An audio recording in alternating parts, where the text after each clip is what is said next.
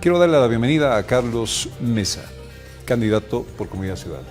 Carlos Mesa, un gusto tenerlo aquí. Bienvenido y buen día. Un gusto, encantado de estar aquí y a través tuyo con la audiencia que te sigue. Carlos D. Mesa, Carlos Diego Mesa, nunca salí de la duda cómo hay que llamarlo. Lo haremos fácil y diremos Carlos Mesa. Carlos Mesa. Diga lo que diga el carnet de identidad. Está reactivando la campaña. Tengo entendido que usted también se acogió o no se acogió a una pausa por esto de la quema. Sí, la semana pasada estuvimos completamente abocados y exclusivamente abocados al tema de los incendios. Eso no ha cambiado, eso no quiere decir que la reanudación de nuestra campaña implique un descuido. Por el contrario, el equipo cruceño que lidera además nuestro vicepresidente Gustavo Pedraza, que es un exministro de Desarrollo Sostenible y Medio Ambiente, un especialista en el tema, un hombre de Santa Cruz. Estamos trabajando, ahí tenemos a gente como Runi Callaú, que es un experto rescatista, que es uno de nuestros diputados uninominales, o María René Álvarez, que están trabajando directamente allí. Lo que pasa es que es muy curioso esto de pausa en la campaña. El presidente ha seguido haciendo campaña todos los días y los spots de televisión siguen saliendo a pesar de que están prohibidos, de modo que hemos dicho aquí hay un juego de desequilibrio que no se puede aceptar. Nuestro compromiso y nuestra preocupación por esta devastación y este desastre nacional que el gobierno no quiere reconocer nos parece que es fundamental y estamos comprometidos con el apoyo a ello. Criticado por una foto que se sacó Carlos Mesa en el incendio, se lo ve agachado, agarrando una rama, pero con una camisa blanca, por ejemplo. Bueno, cuando tú vas al trópico está medio difícil que estés con chamarra, ¿no es cierto? Estaba con una camisa blanca, como podría ser verde o azul o anaranjada. No es el tema. El tema y la razón de nuestra presencia es muy importante, John. A veces hay una incomprensión de algo fundamental. Cuando tú eres candidato a la presidencia con posibilidades de gobernar, es tu obligación ponerte al tanto y en conocimiento de los temas más importantes que vive el país, porque son los que vas a heredar. Y lo que ha representado este incendio desmesurado, culpa absoluta de Evo Morales con la complicidad de Óscar Ortiz, teníamos que conocerlo en el lugar. Nosotros inmediatamente supimos de la gravedad del problema, nos trasladamos con Gustavo Pedraza para tomar conocimiento con las autoridades locales, con la gente del lugar. Estuvimos en Roboré, estuvimos en San José, estuvimos en Santiago de Chiquitos, estuvimos en las faldas de la serranía del Tucabaca, que ya es un área protegida, y vimos cómo el humo salía de atrás, que quería decir que ya habían partes y focos de fuego allí. Por lo tanto, nuestra obligación es el conocimiento del tema, no hablar de memoria y establecer con claridad la gravedad. Esta fue la razón por la que fuimos. ¿Qué conclusiones ha sacado de todo esto? Ahora, cuando estamos transitando una carretera, de quiénes son los responsables y parece haber gente que está prendiendo en vez de apagar, se dice de todo. ¿Qué conclusiones? No, yo creo que hay una responsabilidad clara. Cuando tú tienes una época de chaqueos y de quema, que es estacional y que se produce entre agosto y septiembre todos los años, tú puedes decir se ha producido un accidente. Y efectivamente puede ocurrir que se te haya generado una situación incontrolable. Vamos a ponernos en la peor, que haya alguien que intencionalmente haya prendido el fuego. Pero eso es una cuestión circunstancial y parcial. ¿Cuál es la responsabilidad? ¿Por qué se produce el incendio en el Bosque Chiquitano?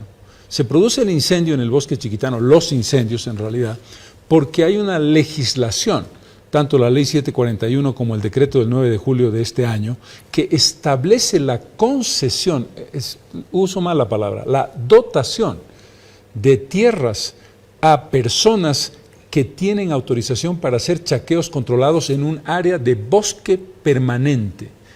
Eso quiere decir que están cambiando arbitraria e ilegalmente el uso de suelo. Tú no puedes conceder, no puedes dotar de 20 hectáreas, 50, 30, 100, 500, las que fueran, ninguna, a una persona o a una comunidad para que haga chaqueos y quema y convierta esa tierra que es de uso forestal permanente en un uso agrícola. Por lo tanto, la responsabilidad es la 741, que aprobaron unánimemente el MAS y la bancada de oposición liderada por Óscar Ortiz, y el decreto de Evo Morales. Por lo tanto, aquí no se puede hablar de accidente o de circunstancias imprevistas, no, es una política explícita contraria a la protección del medio ambiente y contraria a la Pachamama, que el gobierno continúa, porque no se trata de un tema de hoy. Ya el TIPNIS en el año 2010 nos dio una idea de qué cree el gobierno del medio ambiente. y la negligencia para controlar el cultivo de coca en áreas protegidas y la autorización para la exploración y explotación de recursos naturales no renovables en áreas protegidas, más este desastre de la Chiquitania. El caso del bosque de la Chiquitania es un bosque de transición entre la zona del Chaco y el Amazonas. No es exactamente bosque amazónico, es extremadamente seco y extremadamente combustible, con especies muy específicas y endémicas, tanto de flora como de fauna. Por lo tanto, la responsabilidad está clara y esto no es un accidente. Bien, pasemos a este otro incendio, el electoral, el que se está viviendo. Los análisis de las encuestas dicen que por usted votarían millennials y especialmente gente de las ciudades. Más la fortaleza del MAS está en el área rural. ¿Estas son conclusiones que usted también maneja o son diferentes? Yo te diría que la caracterización que tú has hecho es los puntos más específicos, digamos el detalle. ¿Cuál es el elemento central de la votación de los dos principales candidatos? Es una votación uniforme en todo el país, en los 9 departamentos del país. En el caso de Morales, con mayor incidencia en el área rural, en el caso de mío en particular, con mayor incidencia en el área urbana, que en este momento es el 70% de la población del país. Pero esto es muy importante, la conclusión fundamental de todos los sondeos de opinión es que aquí hay 2 candidatos y solo 2 candidatos con opciones de ganar la presidencia. Uno de ellos ilegal y el otro Carlos Mesa de Comunidad Ciudadana. Pero usted no le da la valía al candidato ilegal presentándose a elecciones. ¿No hace que Evo Morales esté en competencia presentándose Carlos Mesa a las elecciones? Esa es una pregunta válida y que tiene una respuesta muy clara. Teníamos 2 posibilidades, 2 caminos, presentarnos o no presentarnos. Si no nos presentábamos con el título y la argumentación purista, legalista de decir yo no voy a convalidar al candidato ilegal, hubiéramos vivido la misma experiencia que vivió Venezuela cuando Chávez hizo lo propio y la oposición no participó y Chávez se comió toda la asamblea e hizo lo que le dio literalmente la gana. ¿Está el país dispuesto? ¿Estamos nosotros como candidatos responsables que creemos en la democracia dispuestos a regalarle un 4º periodo a Evo Morales con 2/3 de control del Senado y de diputados?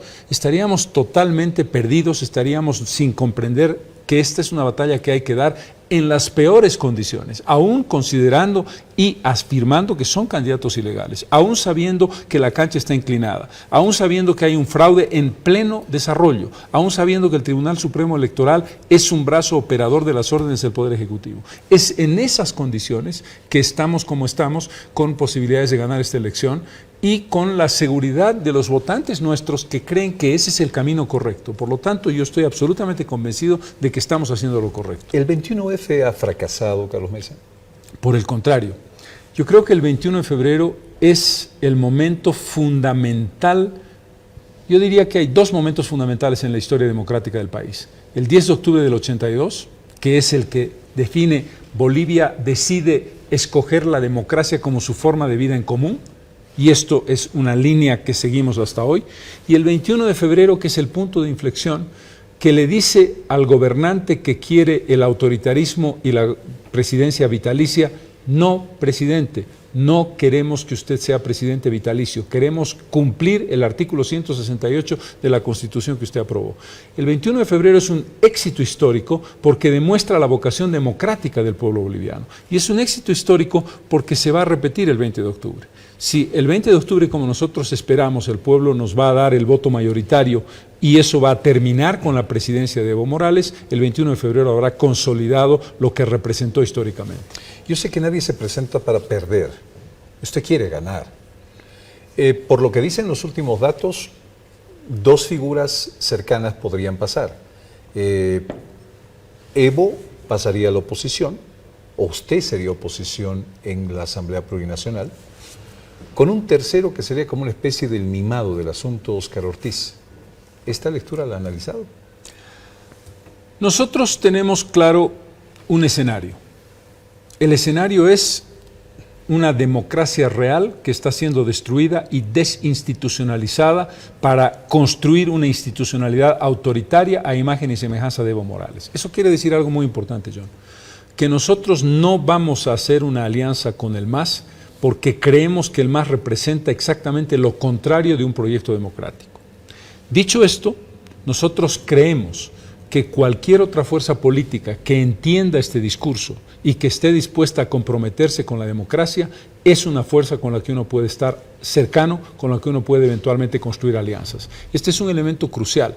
Nosotros creemos que aquí la democracia es el elemento central y por lo tanto quien respalde el proceso democrático y que cree en la democracia a largo plazo es sujeto de un posible acercamiento. La gente comenta y dice, bueno, lo que sí podemos comentar que es seguro es que Evo Morales ya no tendría la mayoría en la Asamblea Plurinacional para seguir haciendo lo que ha venido haciendo.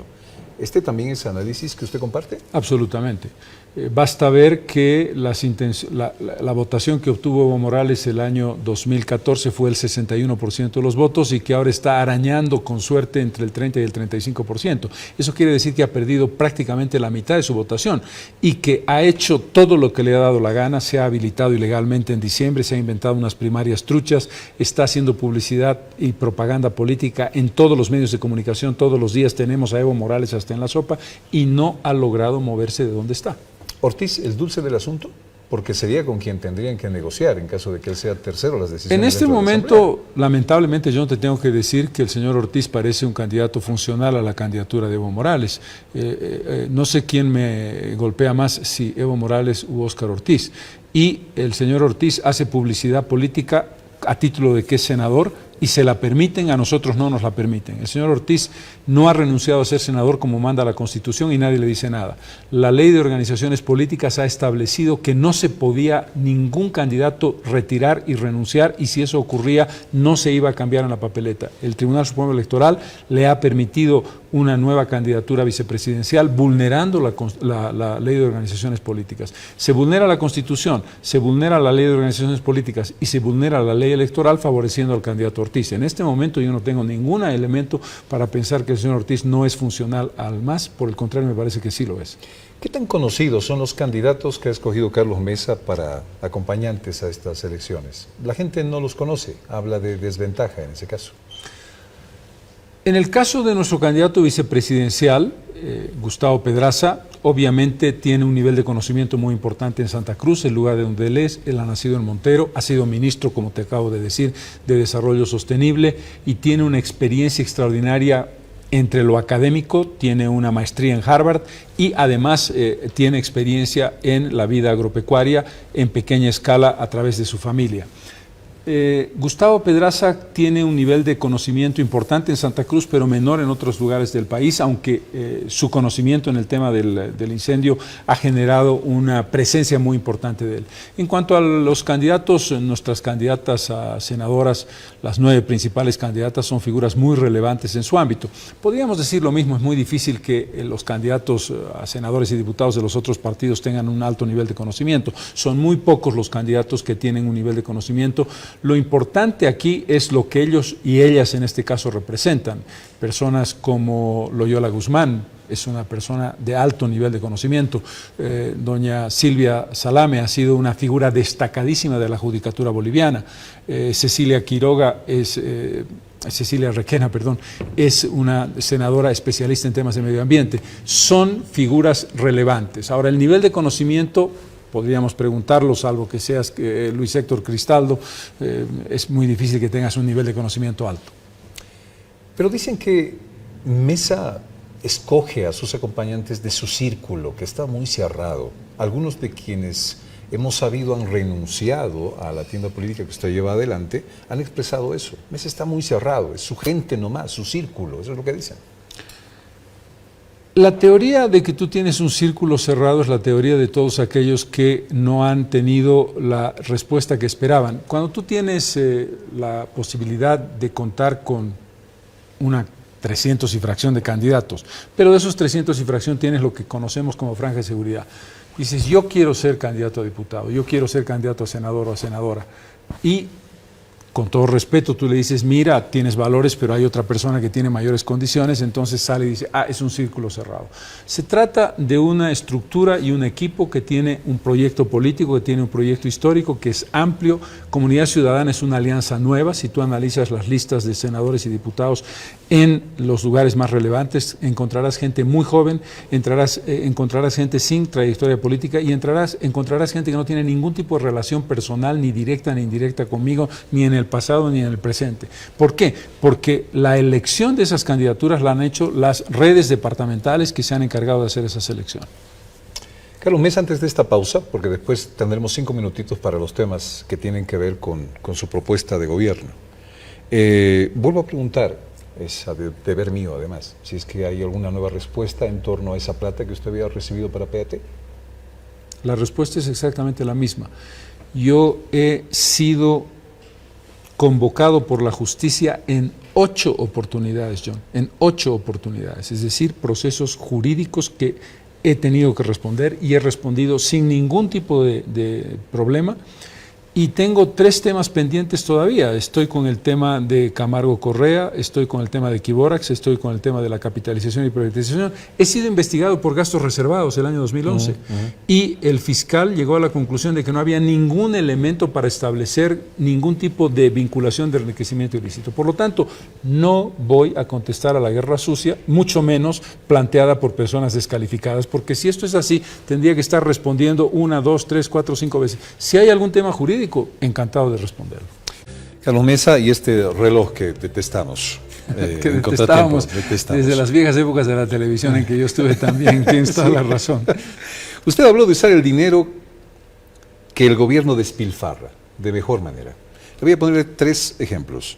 Avión presidencial, Casa Grande del Pueblo, Centro de UNASUR, Museo de Orinoca. 4 ejemplos magníficos del espantoso despilfarro de este gobierno. En el tema del avión presidencial hay que ver de venderlo para conseguir una nave o un conjunto de naves que te ayuden a trabajar adecuadamente, como ha pasado en el caso de Chiquitania. ¿Venderá el avión presidencial? Yo creo que es una opción muy importante de hacer. ¿Opción o lo venderá?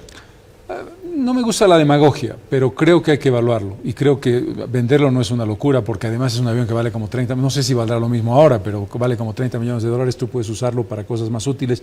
Siguiendo ejemplo de algún presidente, no voy a hablar del de México, el de Uruguay, por ejemplo, que es un país más cercano, que utiliza las líneas aéreas regular para moverse. El palacio del señor Morales, que de Casa del Pueblo no tiene absolutamente nada, hay que darle un uso. Nosotros estamos trabajando en la idea de centros comunitarios ciudadanos y probablemente uno de los más emblemáticos sería este. ¿Volvería a gobernar desde el piso 1? Ah, por supuesto, porque no necesitas más. Tú necesitas un equipo, el Ministerio de Comunicación, el Ministerio de la Presidencia pueden estar en otros espacios, pero el presidente no necesita un edificio de 30 pisos para gobernar. ¿Qué hacemos con el Centro de UNASUR y qué hacemos con el Museo de Orinoca? El Museo de Orinoca yo creo que hay que convertirlo en un centro de salud que sea un referente de la zona, ¿no es cierto? Yo creo que eso es muy importante. Creo que hay que aprovechar la edificación, ver sus características y ver que pueda ser un centro médico. Y en el caso del lugar, el centro de UNASUR, que me parece una locura, desconozco sus características técnicas, pero tendría que darse un uso que sea para la comunidad. Podría ser un centro comunitario ciudadano. Un centro comunitario ciudadano es muy interesante porque establece educación de siglo XXI, establece servicio de salud inmediato, establece entretenimiento y establece formación en nutrición para todas las edades. Es decir, que tú puedas hacer una educación interconectada generacionalmente, donde una persona de la tercera edad pueda ir a inteligencia artificial. Eso es un elemento muy importante para modelos de 35 centros comunitarios ciudadanos en el país. Carlos Mesa viene transmitiendo en vivo en redes sociales y está promoviendo su programa de gobierno. Algunos de estos temas que quizás nos hayan tocado. ¿Perdimos el mar, Carlos Mesa, al final? No perdimos el mar, perdimos un juicio. Y una cosa fundamental, la lección histórica de Daniel Sánchez Bustamante en 1910. Mientras Bolivia exista como nación, no dejará de luchar por conseguir un acceso soberano en el Océano Pacífico, un puerto soberano en el Océano Pacífico. Eso no ha cambiado. Lo que sí ha cambiado es el contexto de la relación de ese pedido y el paréntesis que necesitamos hacer. Eso implica una relación con Chile a nivel de consulados, porque prácticamente tienen el rango de embajada, intercambio comercial, qué pasa con el libre tránsito, qué pasa con el manejo de puertos, qué pasa con el retardo y las huelgas permanentes, la ampliación de qué hacemos con Matarani e Hilo, Matarani funcionando, Hilo por funcionar, y cómo establecemos un puerto en el Atlántico que tenga soberanía sobre el río Paraguay. Eso se llama Puerto Bush. Esa es la respuesta integral al proceso post-La Haya. Se me acabó el tiempo. Me quedo con una y por favor lo vuelvo a invitar al programa para los temas pendientes. Con mucho gusto. Carlos Mesa, un gusto tenerlo aquí No, con por el nosotros contrario, esta John. mañana. Muchas 11:58, ya estuvo Oscar Ortiz en el programa, está Carlos Mesa, estuvo el actual gobernador de La Paz y seguimos en esta cancha de libertad de expresión llamada